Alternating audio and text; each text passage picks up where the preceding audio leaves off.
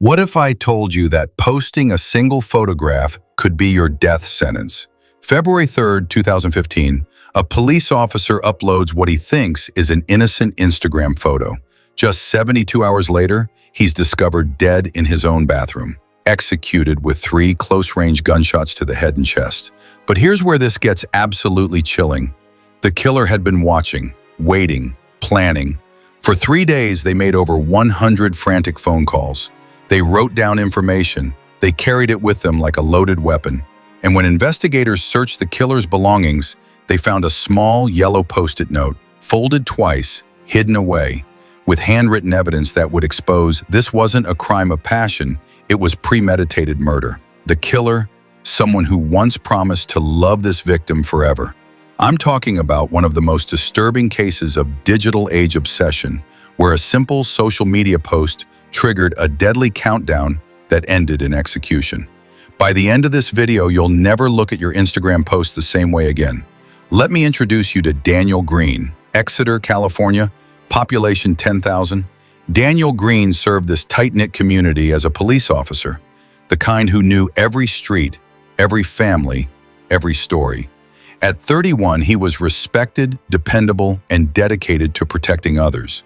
But in 2010, Daniel made a choice that would ultimately seal his fate.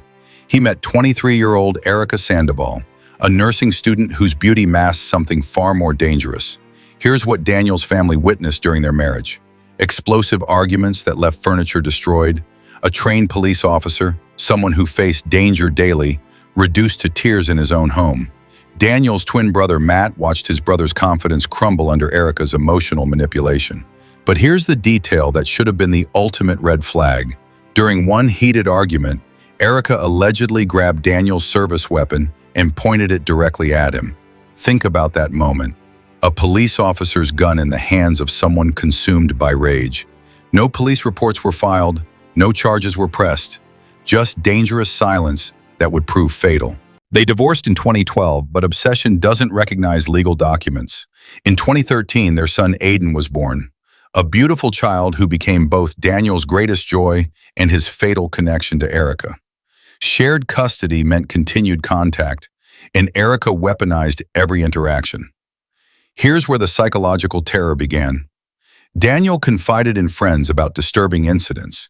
He suspected Erika had tampered with his motorcycle brakes, attempted sabotage disguised as mechanical failure.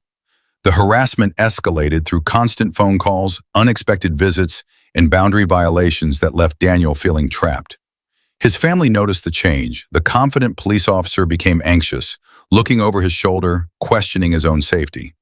But Daniel never imagined that his ex-wife's obsession would culminate in premeditated murder. Because the final weapon wasn't mechanical sabotage or emotional manipulation, it was a photograph. January 31st, 2015, Aiden's second birthday party. Family gathered. Cameras clicked, smiles were forced, but something fundamental had shifted in Daniel's world. He wasn't looking at Erika anymore. His attention and his heart had moved elsewhere. February 3rd, 2015, the post that signed his death warrant. Daniel uploaded an Instagram photo featuring himself and 20-year-old Brenda Vela. Arms around each other, genuine happiness radiating from their faces. It was innocent, normal, and absolutely fatal. Now imagine the mind of a stalker discovering this image. Within hours, Erika had not only seen the post but launched a full investigation. She searched Brenda's name online, gathering information like a predator studying prey. But she didn't stop at digital stalking. She wrote down Brenda's name and birth year on a yellow post-it note that she would carry with her for days. February 3rd through February 6th, Daniel's phone received over 110 calls and messages from a single number. Erika's number. The tone escalated from desperate pleading to possessive demands to barely contain threats. The 72-hour countdown to murder had begun. February 6, 2015, the day that turned routine police work into a homicide investigation. Daniel Green was scheduled to report for his shift at 2 p.m. When he failed to appear, his sergeant initiated a welfare check, expecting to find him dealing with a minor emergency or personal issue. What they discovered instead was a scene that would haunt experienced investigators. At 2:17 p.m., Officers arrived at Daniel's Tulare County home. The front door was locked, no signs of forced entry, no evidence of burglary. But inside Daniel's bathroom, they found an execution-style murder scene. Daniel Green lay slumped and unresponsive, killed by 3 close-range gunshot wounds. 2 bullets to the head, 1 to the chest. Professional precision, personal revenge. Here's the detail that immediately focused the investigation. No forced entry meant the killer had access. Someone with a key. Someone Daniel trusted enough to let into his home. Within 48 hours, detectives brought in Erika Sandoval for questioning.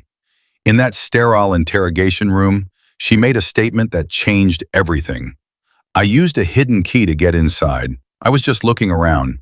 We argued. I shot him." But confessions in premeditated murder cases are never that straightforward. Sometimes the most damning evidence fits in your pocket. During Erika's arrest, investigators discovered something tucked inside her purse. A small yellow post-it note, folded twice, almost overlooked. 2 handwritten lines. Brenda Vela, 1994. Let that sink in. This wasn't a woman who snapped during a sudden confrontation. This was someone who researched her victim's new girlfriend, wrote down personal information, and carried it with her like ammunition. The prosecution would later argue that this tiny piece of paper proved premeditation. Erika hadn't simply discovered Daniel's relationship and reacted impulsively. She had planned, investigated, and executed. But Erika's defense team had their own version of events. March 2015. The courtroom became a battleground between evidence and desperation.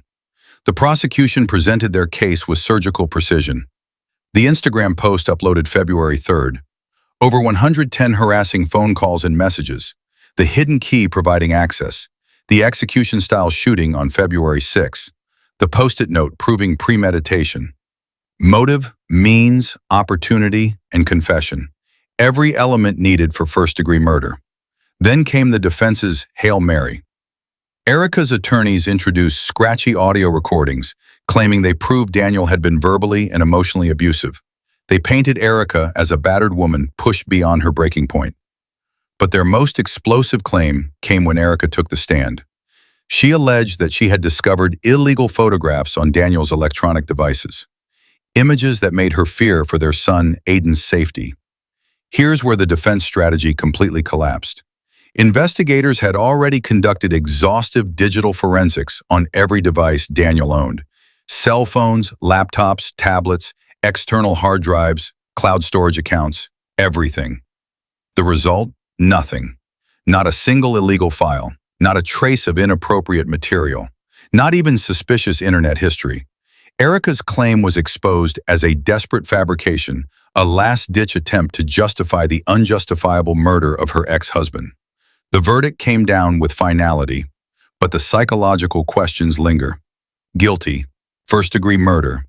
Erika Sandoval showed no visible emotion as her fate was sealed. Daniel's family sat in the gallery, holding on to each other in Daniel's folded police badge.